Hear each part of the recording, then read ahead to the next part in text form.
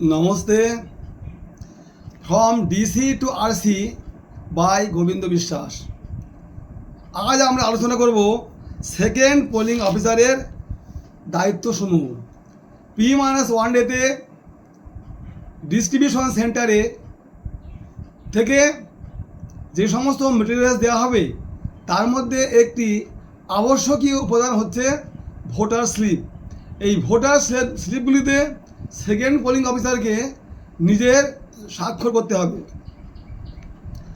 P-1 ডেতেই distribution সেন্টারে হোক বা পোলিং স্টেশনে বসে হোক, এই ভোটার স্লিপের অন্তত 50% ভোটারের স্লিপে সেকেন্ড পোলিং অফিসার নিজের সই করে কাজ খানিকটা এগিয়ে রাখবেন।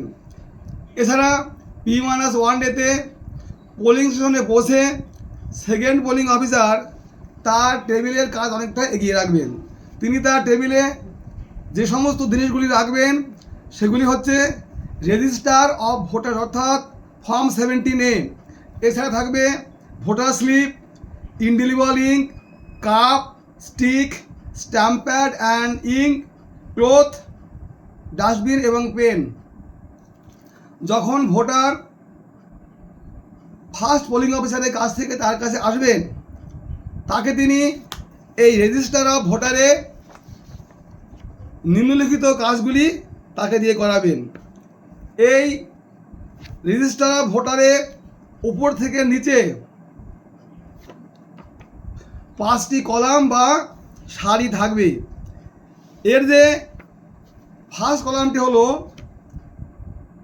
সেই ভোটারের উক্ত রেজিস্টারে সিরিয়াল নম্বর।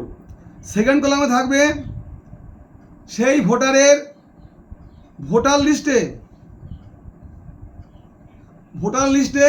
সেই ভোটারের কত নম্বরে নাম আছে, এটি থাকবে সেকেন্ড কলামে। থার্ড কলামে তিনি কী লিখবেন?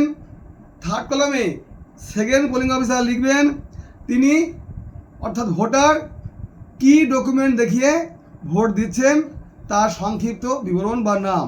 যেমন যদি কেউ এপিক দেখিয়ে ভোট দেন তাহলে লিখবেন ইপি কিংবা সম্পূর্ণ এপিক কথাটাও লিখতে পারবেন।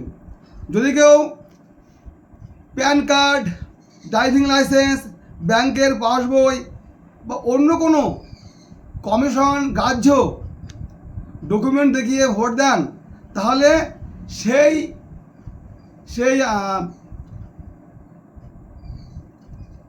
সেটির নাম এবং অর্থাৎ সেই ড্রাইভিং লাইসেন্স বা প্যান কার্ড কথাটি উল্লেখ করতে হবে এবং তার যে নম্বর আছে সেই নম্বরের শেষে 4টি ডিজিট বা সংখ্যা উল্লেখ করতে হবে। এছাড়া যদি অন্য কোনো ডকুমেন্ট দেখিয়ে ভোট দেন তাহলে সেই ডকুমেন্টের নাম উল্লেখ করতে হবে। এরপরে ফোর্থ কলামে কী হবে?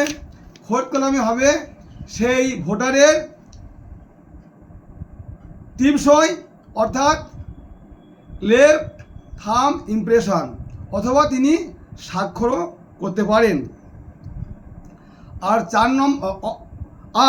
5 নম্বর কলামে হবে তিনি যদি ভোট না দেন বা তাকে ভোট না দিতে দেওয়া হয় তাহলে কেন তাকে ভোট দিতে দেওয়া হয়নি। যেমন যদি কেউ ভোট দিতে অস্বীকার করে তাহলে লিখতে হবে রিফিউজ টু ভোট লিখে তাকে দিয়ে অর্থাৎ সেই ভোটারকে দিয়ে সেখানে আবার একটি টিপসই দিতে হবে। এছাড়া যদি তিনি ভোটিং প্রসিডিওর ভায়োলেট করেন তাহলে কী লিখতে হবে? Not allowed to vote, voting procedure violated, এই কথাটা লিখে সেখানে প্রিসাইডিং অফিসার স্বাক্ষর করবেন। যাই হোক, এরপর যখন সমস্ত ভোট গ্রহণ সমাপ্ত হবে, ভোট গ্রহণ সমাপ্ত হলে তখন তার নিচে একটি বাঁদিক থেকে ডান দিকে একটি সমান্তরাল বা হরিজন্টাল লাইন টানতে হবে এবং সেখানে সেই দাগটি হবে লাল কালি দিয়ে এবং তার নিচে তিনি লিখবেন the last serial number of voter register form number 17A is বলে যত সংখ্যক ব্যক্তি ভোট দিয়েছেন সেই সংখ্যাটি উল্লেখ করতে হবে। এবং এবং তার নিচে, তার ঠিক বাঁ দিকের নিচে সেখানে সেকেন্ড পোলিং অফিসার স্বাক্ষর করবেন। মাঝখানে স্বাক্ষর করবেন সেই বুথে অবস্থিত বিভিন্ন পলিটিক্যাল পার্টির পোলিং এজেন্টগণ, এবং ডান দিকের নিচে সই করবেন সেই বুথের প্রিসাইডিং অফিসার। যাই হোক, সুষ্ঠুভাবে ভোট গ্রহণের জন্য এই সমস্ত প্রক্রিয়াগুলিকে অনুসরণ করতে হবে। এবং এছাড়াও ভোট শুরু হওয়ার আগে পোলিং এজেন্টে দেখাতে হবে যে 17A-তে কোনো কিছু লেখা নেই। এছাড়াও প্রত্যেকটি পেজের নিচে অন্তত অর্ধেক ভোটারের জন্য যতগুলি পেজ লাগবে সেই পেজের নিচে প্রিসাইডিং অফিসারকে দিয়ে কিন্তু সই করিয়ে রাখলে কাজ খানিকটা এগিয়ে থাকবে। এছাড়াও প্রত্যেকটি ভোটারের বাম হাতের তর্জনীতে সেকেন্ড পোলিং অফিসার নখের উপর থেকে উপরের এক কড়া পর্যন্ত সেখানে তিনি কালি দেবেন, যাকে বলা হয় অমোচনীয় কালি বা ইনডেলিবল ইঙ্ক। এবং ভোটারের কাছ থেকে গৃহীত বাইরের স্লিপগুলোকে তিনি একটি ডাস্টবিন বা পাত্রের মধ্যে রাখবেন। এবং